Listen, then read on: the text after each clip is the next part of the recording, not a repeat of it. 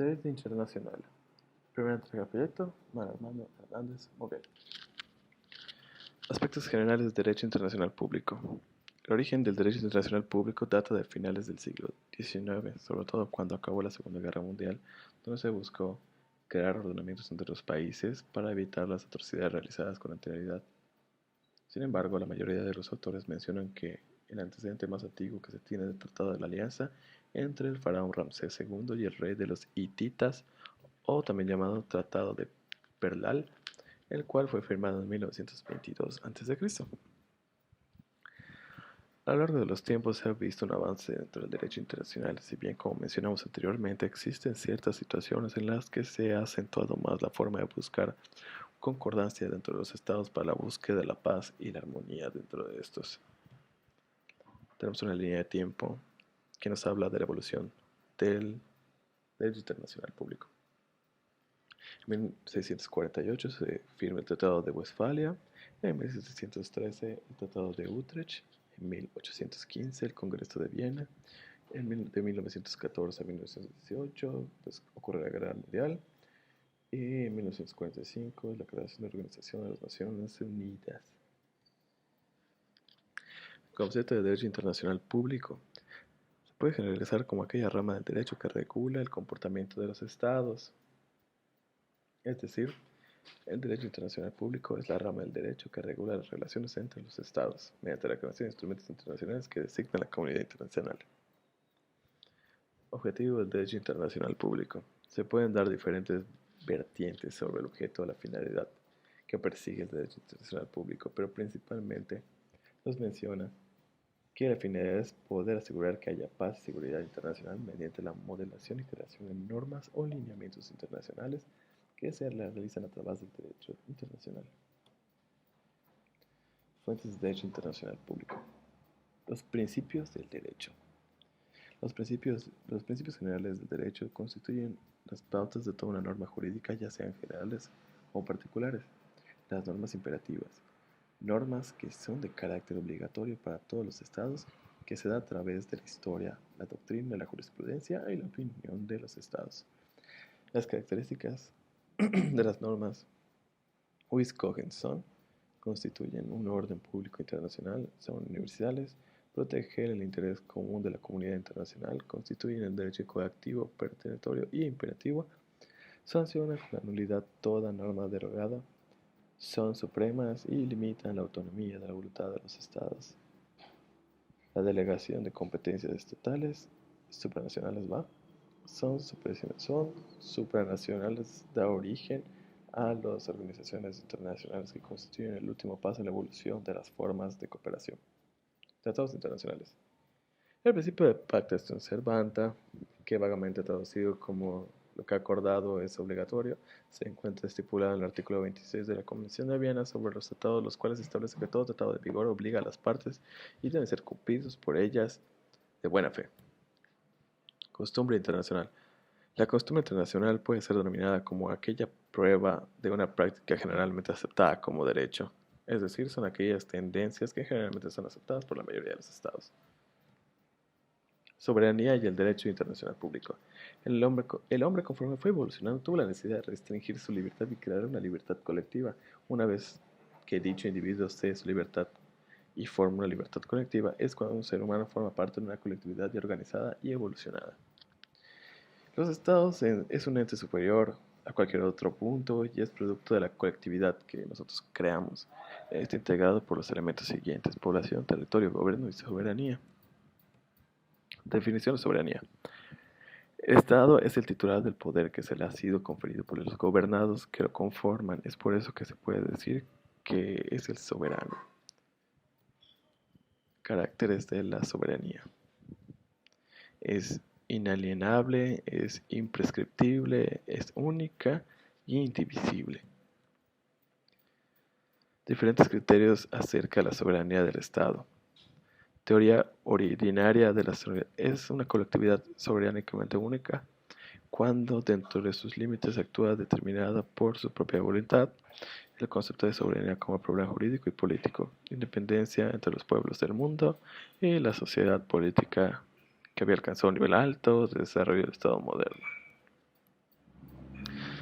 La soberanía del Estado en su territorio. La soberanía territorial no solo se compone como el territorio estatal, sino también por el espacio aéreo. Es decir, Herden del 2005 nos menciona que la soberanía territorial sobre el espacio alcanza en todo hasta una altura en que los aviones puedan volar, dependiendo de la forma de construcción.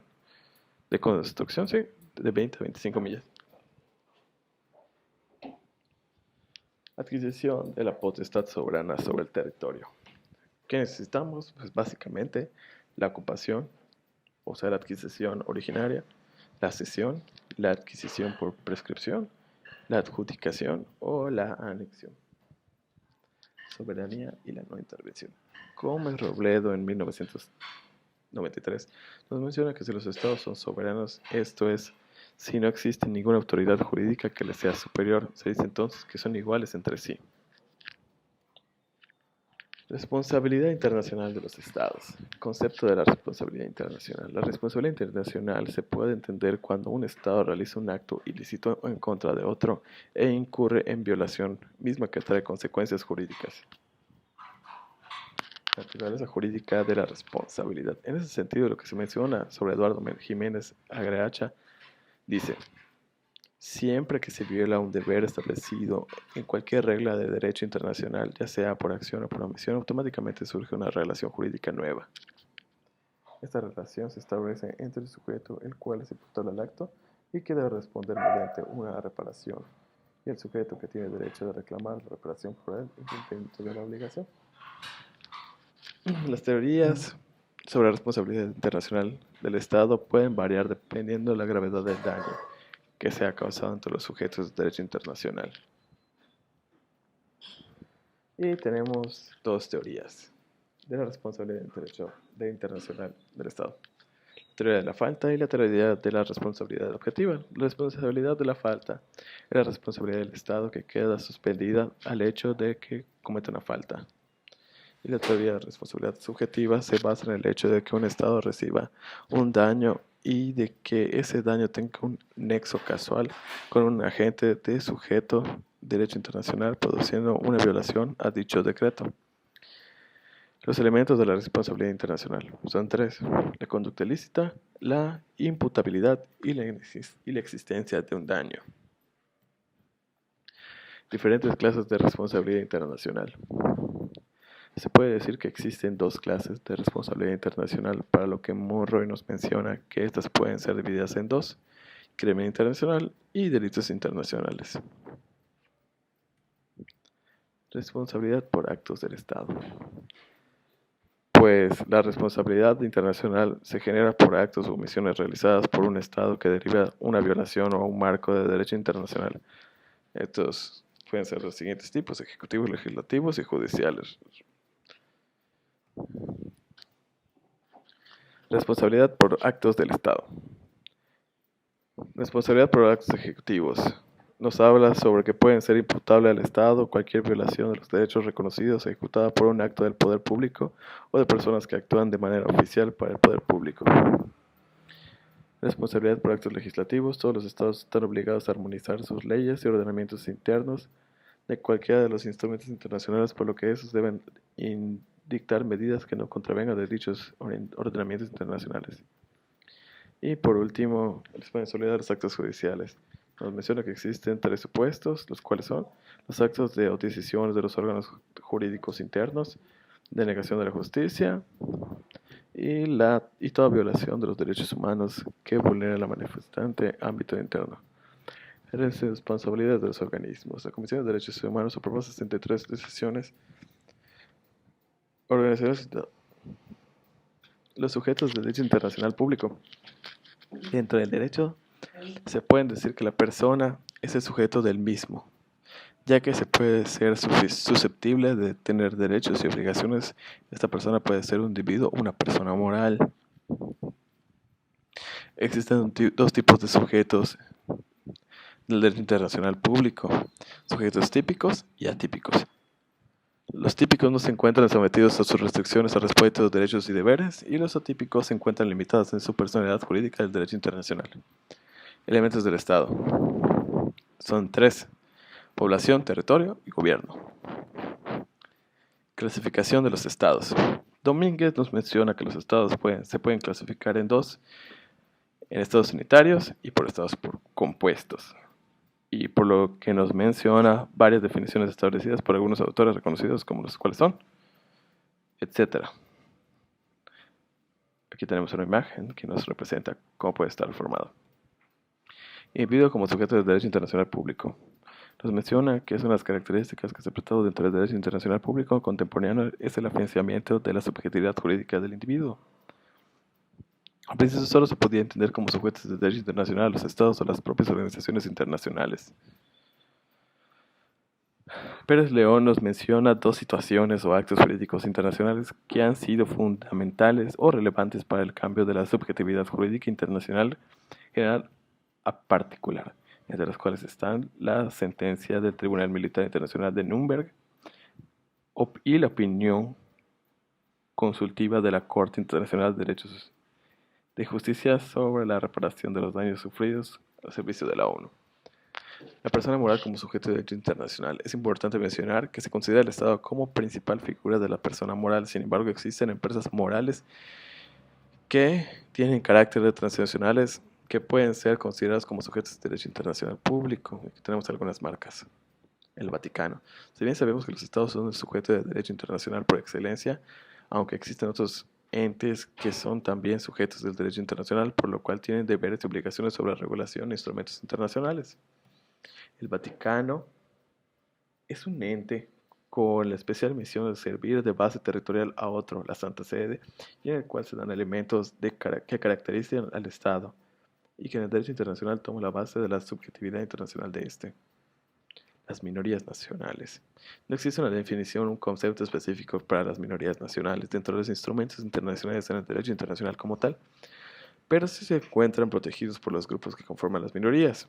El Convenio de Marco para la Protección de las Minorías Nacionales, o sea, González en el 2011 nos establece que algunos elementos pueden ayudar a darle el significado a las minorías nacionales, cuáles son los que aparecen en pantalla.